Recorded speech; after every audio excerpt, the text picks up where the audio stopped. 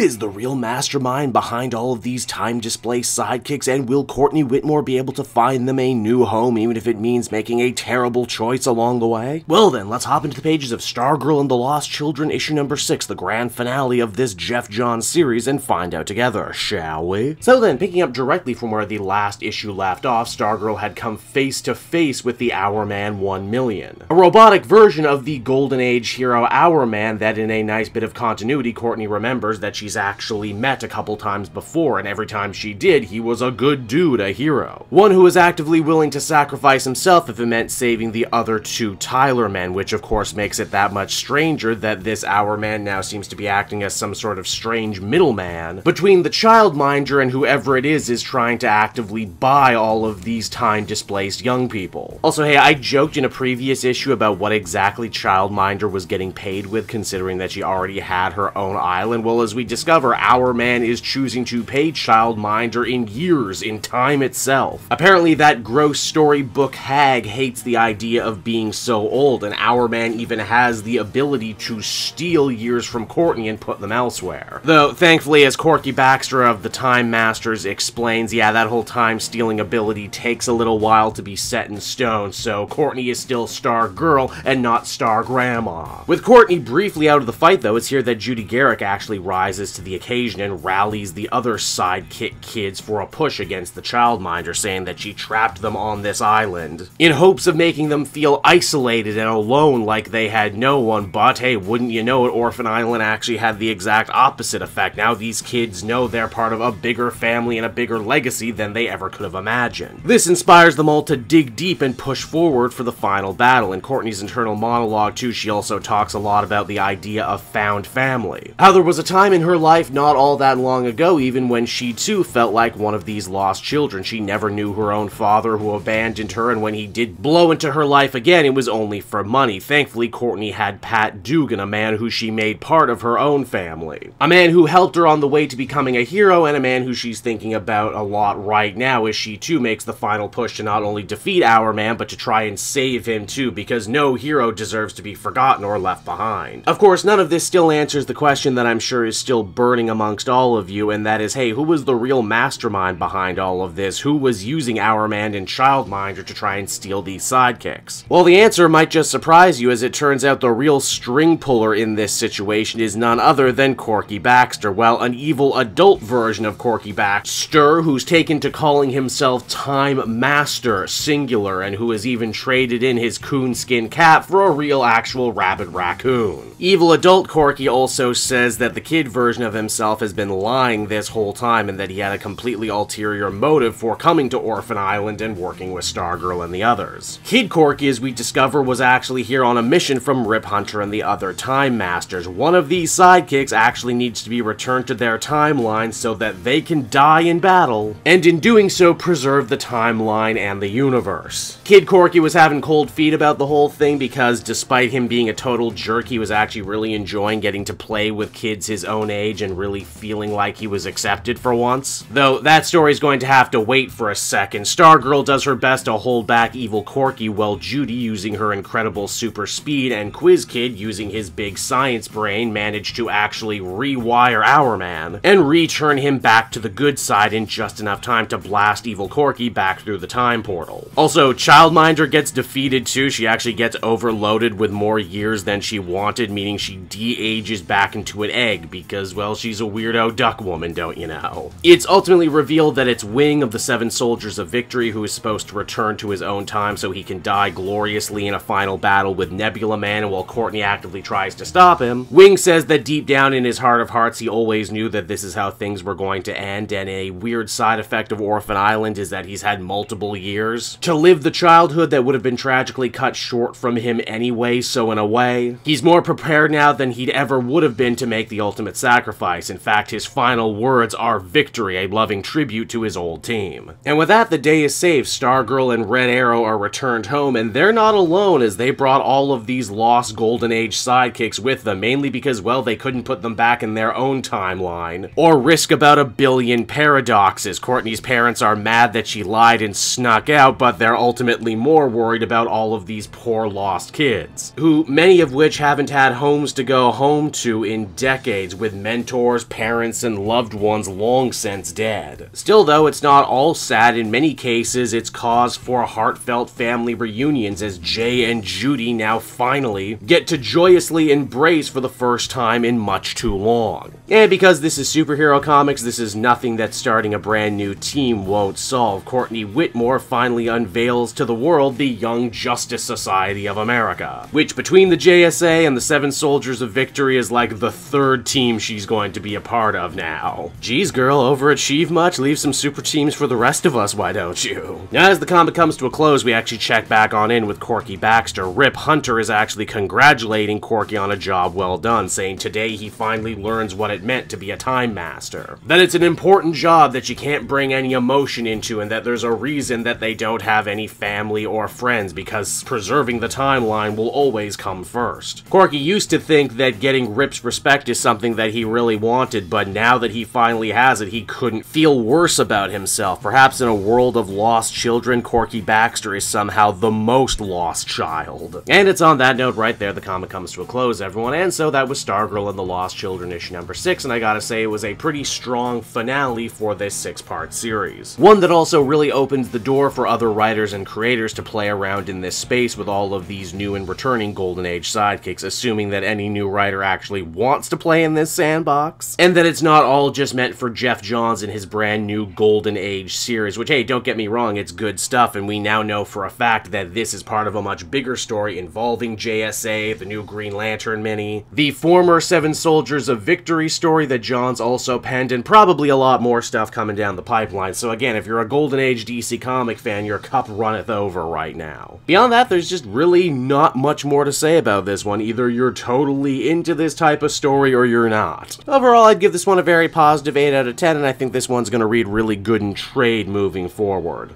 Hey there everyone, Cape Joel again, and I want to thank you so much for watching to the end of the video. As always, if you liked what you see, be sure to like, subscribe, comment. It really helps drive engagement and helps me out too. Also, if you are a patron, which you can become for as little as $1 a month, you will get exclusive content that no one else can ever see, and you'll get to see the Comic Multiverse podcast before anyone else too. You can check out all this and more down in the description. And until next time everyone, this has been Cape Joel, and I'll see you all next time. Cheers.